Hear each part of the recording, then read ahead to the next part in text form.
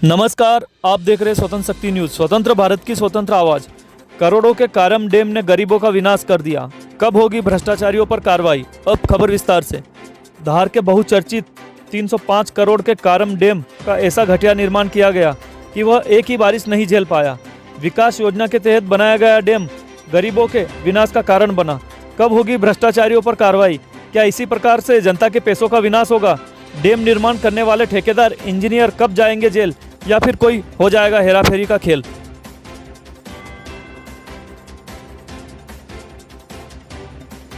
क्या नाम है दादा आपका? मेरा नाम है जयसिंह ठाकुर। ये आपका ही खेत था? जी हाँ। क्या हालत हो गई इसकी? इस खेत की हालत जो है कारण पे डैम बंदा होता है उसकी वजह से हुई है।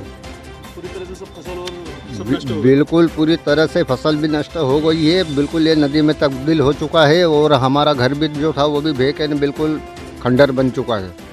बर्बाद हो गए आप? बर्बाद हो गए। तो कोई शासन ने सहायता करी अभी आपकी? अभी फिलहाल शासन की ओर से तो कोई सहायता नहीं मिली है। खाना पानी कुछ? खाना का तो कुछ सामाजिक संस्थाओं ने दिया था। शासकीय सेवा कोई सी भी प्रदान नहीं की गई अभी तक? अभी शासकीय सेवा कुछ नहीं मिली है। अच्छा, कोई अधिकारी कर्मचारी आया क्या गवर्नमेंट आपके पास अभी तक? अभी तक पटवारी के सिवाय कोई नहीं आया है। आपका मकान भी पूरा खत्म हो गया? बिल्कुल ख़त्म हो गए। सामने मेरा मकान दिख रहा है, पूरी चद्दरें वहाँ बह के पड़ी है। अच्छा, अभी आप कहाँ पे रह रहे हो फिर? अभी फिलहाल हम यहीं पे रह रहे हैं। बेघर हो गया आप? बेघर हो गए।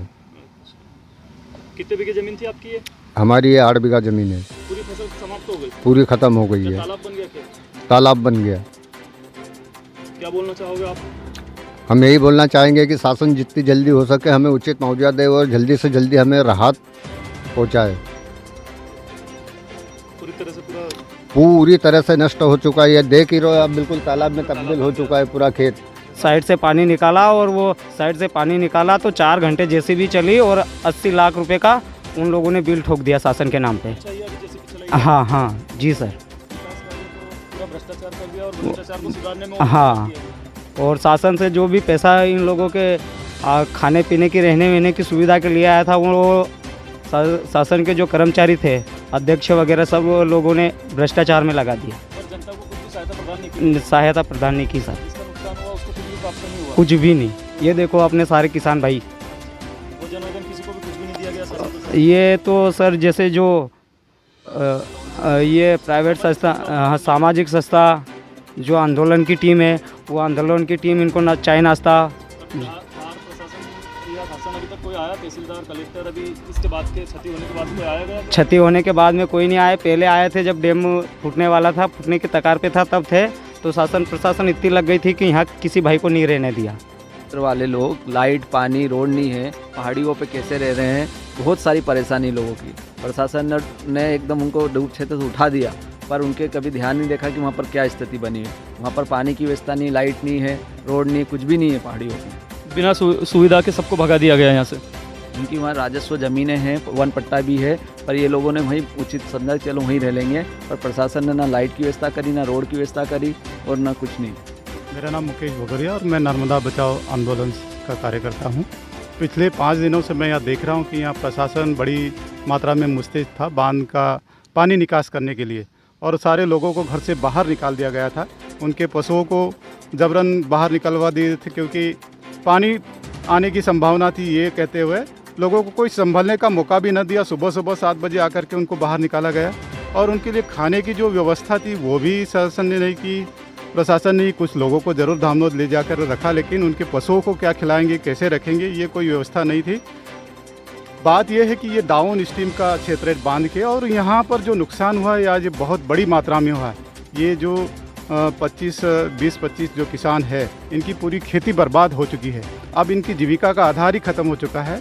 तो सरकार को ये चाहिए कि ये जो ज़मीन गई है इसका अधिग्रहण करे और नए भू अर्जन 2013 के अनुसार 4 गुना इनको मुआवजा मिलना चाहिए, ताकि यहाँ फसल के मुआवजे की बात नहीं है, क्योंकि फसल की बात तो रही नहीं, क्योंकि खेती ही नहीं रही तो फसल कैसे लेंगे किसान।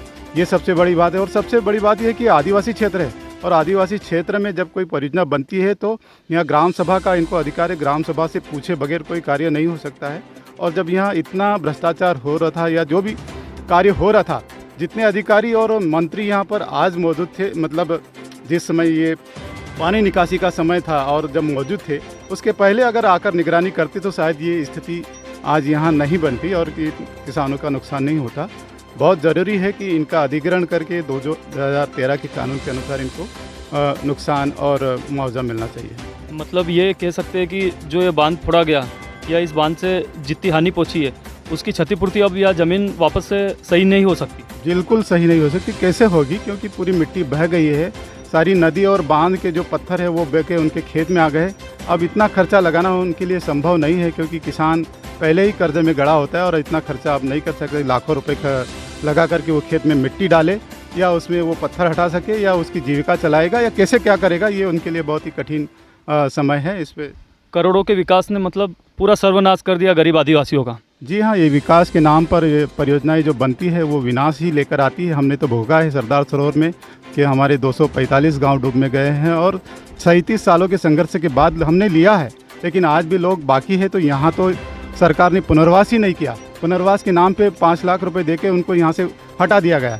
तो क्या पुनर्वास की उनके अधिकार नहीं है? क्या उनके लिए एक व्यवस्थित पुनर्वास बनता, वहाँ पर स्कूल, आंगनवाड़ी, स्वास्थ्य केंद्र, पंचायत भवन, ये सब कुछ होती, पानी की व्यवस्था। पहले उनको आवास पक्के प्रदान करना था, उसके बाद उनके जमीन से हटाना। इसके पहले जनहानि ना हुई पर धनहानि हो गई है।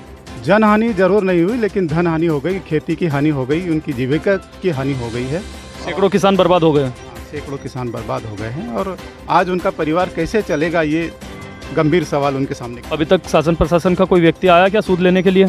जी, अभी कोई यहाँ नहीं आया है। कोई हमने अभी सुना है कि कोई पटवारी आए हैं और वो इनसे कह रहे हैं कि सिर्फ 5,000 रुपये आपको मिलेगा। ये तो बहुत ही हास्यास्पद बात है कि किसान छल किया गया एक तरीके से। तो कोई मुआवजा नहीं होता है। जब डैम फटा है, भारतीय जनता पार्टी शिवराज सिंह जी के भ्रष्टाचार का डैम फटा है। बिल्कुल सर, ये बात है और ये एक सबूत है कि पूरे प्रदेश में भ्रष्टाचार की कीमत लग गई है और ये कीमत हमारे नौजवानों के भविष्य के साथ खिलवाड़ कर रही है। का बांध अब टूटा है।